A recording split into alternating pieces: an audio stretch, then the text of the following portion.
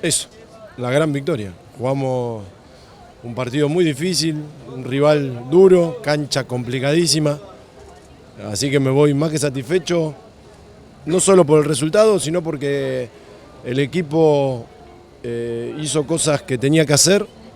Nosotros estamos acostumbrados quizá a intentar de otra manera, pero equiparó esfuerzos, redujo espacios y a la hora de jugar creo que la jerarquía de nuestros jugadores sacaron ventaja. Ante todo la eficacia. Creo que en el mejor momento de ellos en el segundo tiempo nosotros pudimos concretar el gol y me parece que en esa efectividad hubo diferencia. Ellos quizás no tuvieron mucho volumen de juego, estando acostumbrados a jugar en esta cancha, saltaban líneas rápido, trataban de meter la pelota en el área y así encontraron situaciones.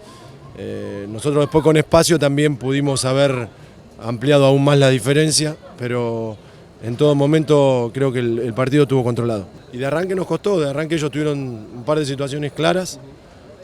Yo creo que eso, en el mejor momento de ellos le pegamos un golpe de nocaut con nuestro gol.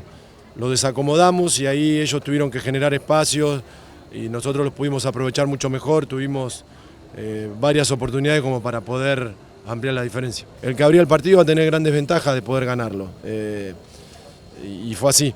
Nosotros lo terminamos ratificando después, pero el gol en el momento que lo hicimos me parece que fue lo más importante del juego.